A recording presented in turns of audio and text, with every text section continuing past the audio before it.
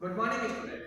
Today we will discuss about the chapter number 15, Indian National Movement and Independence. So, students, in this chapter we will discuss about the rise of Indian nationalism or the rise of nationalism in India. So, what do we understand by the term nationalism? So nationalism means when the people love their own country and willing to sacrifice for it. It is known as nationalism. So what we discuss? We discuss about nationalism means when the people love their own country and willing to sacrifice for it. It is known as nationalism. I hope you all understand the first topic. Now come to the next topic.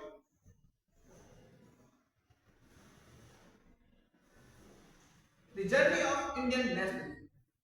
So how the nationalism was started in our nation? So nationalism was started in our nation at the time of British rule. When the Britishers ruling over our nation, at that time our freedom fighters they fight against the Britishers and they protest against the Britishers. That period is known as the rise of nationalism in India. All understand I think? Now come to the next topic. The factors which were responsible in the rise of nationalism in our nation. So the first factor is here the uniform system of law, administration and modern communication system which link the Indian people from one place to the another place to share their views and ideas with each other. It means the Britishers launched the several policies in our nation which link the Indian people from one place to the another place. Like the example of the Britishers launched the railway system and the postal system in our nation. Now the people are also utilizing these systems and they can easily communicate with each other. So it also played an important role in the rise of nationalism in India. Now the second topic, the newspaper also played an important role. By using of newspaper, our freedom fighters they can publish their ideas, their views among the Indian peoples about the government, how the British government is harmful for the nation. So these policies were also responsible for the rise of nationalism in our nation. Clear students now? Now come to the next topic. The several scholars in our nation, they also played an important role. They describe about the Indian past and culture. The Britishers always tried to describe about the Indian past as it is just nothing. But our scholars they describe about Indian past that the Indian past is too precious, Indian culture is too precious as compared to the Britishers. So we are more modern, as compared to the Britishers. We are more educated as compared to the Britishers. But now the Britishers are trying to describe about our past and culture and it is just nothing. So they are telling us a lie. Clear? Now the famous scholar of that time, these were the Bankim Chandra Chatterjee, Vishnu Sastri Chiplunkarji and R.G. Bhandarkarji. They also played an important role describing about Indian past and culture. Clear students, I think now you all understand this topic also. Now come to the next topic. The British Viceroy, Lord Lytton. Lord Lytton he also implemented the several policies in our nation which discriminate between the Indian and Britishers. And Lord Lytton passed several acts or the laws in our nation to suppress the voice of Indian freedom fighter. So what we discussed? We discussed about the Lord Lytton also passed the several acts and the laws which describe or discriminate among the Indian as well as in Britishers. So which policy he implemented? The first law which was passed by Lord Lytton is the Vernacular Press Act. Vernacular Press Act, it was passed in 1878. According to this act, now any newspaper agency is publishing any article which is criticizing the British government. It means any newspaper agency which are trying to publish any article which criticize about the British government, their machinery and the deposit can be confiscated by the British government. It means it allows the government to confiscate the deposit and the machinery of vernacular newspaper if they publish any article which criticize the British government. Clear, students? So now the Lord Little also tried to suppress the voice of Indians. Clear? I think you all understand this topic also. Now come to the next topic. The second act which was passed by the Lord Little is known as Indian Arms Act. According to this act, it allowed the Britishers to possess the weapons. According to this act, now the Britishers are allowed to possess the weapons having a license. Clear, students? But they deny to give the same right to the Indians. It means it allowed Europeans to possess the arms having a license, but they did not give the same right to the Indians. They denied to give the same right to the Indians.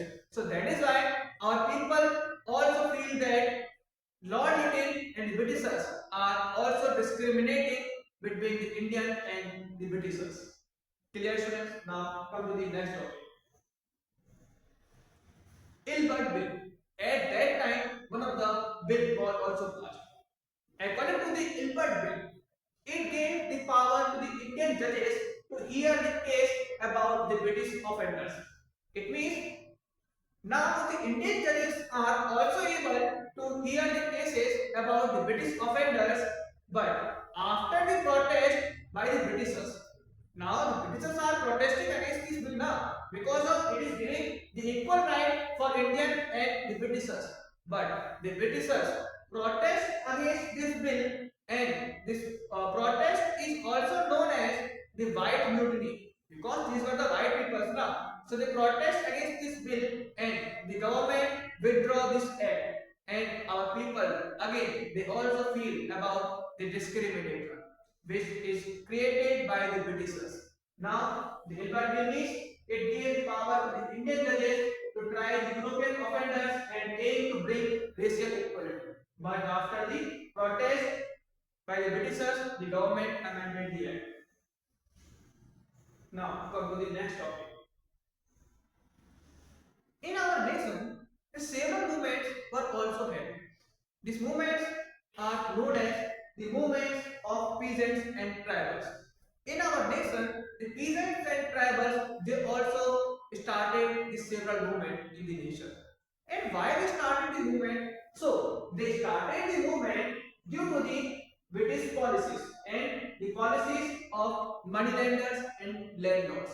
So the British land policy, the Britishers are trying to capture the land areas of the tribal peoples, and they also increase the land tax, means which is known as the land revenue.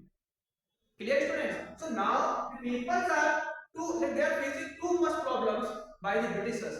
The policies which are implemented by the Britishers. So now the peoples are waiting to start the movement, and the landlord and the moneylenders they are also trying to harass the peasants as well as the tribals. So they all together, our peasants and the tribal, they start the movements against these Britishers as well as landlord and moneylenders. Because of the Britishers also passed an act known as the Forest Law of 1865, which destroyed the livelihood of tribal peoples. How it destroyed the livelihood of the peoples of tribal areas? Because of now the tribals could no longer hunt, collect the wood and graze animals in the forested areas.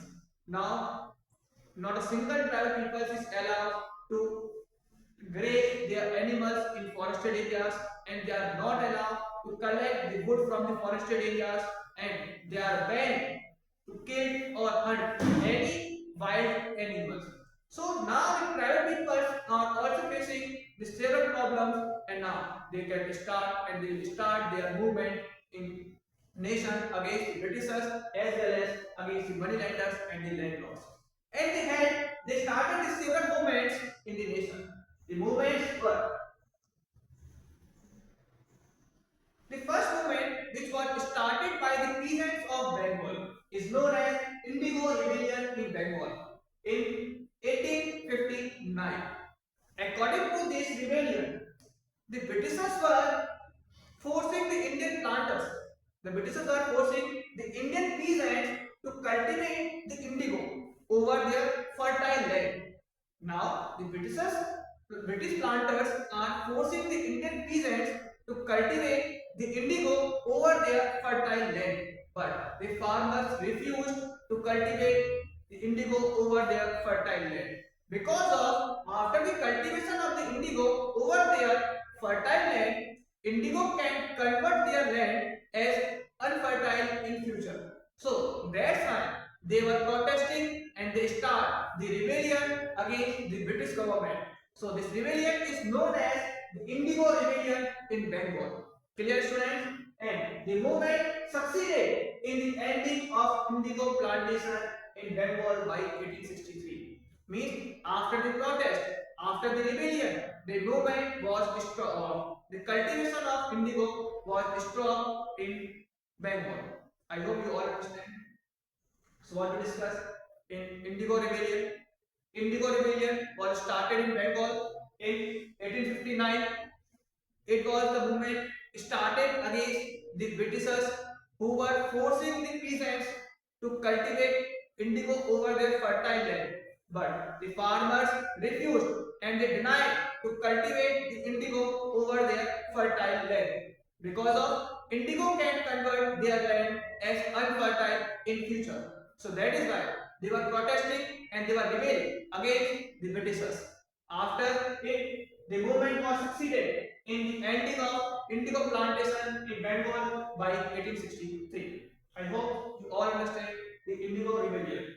Now, come to the next topic. Pavna Rebellion, 1873. This rebellion was also started in Bengal. Because of the Jamidars and the moneylenders, they are trying to increase the rent or the land revenue whenever they require. So the farmers and peasants and the private people of that area, they were facing too much problems.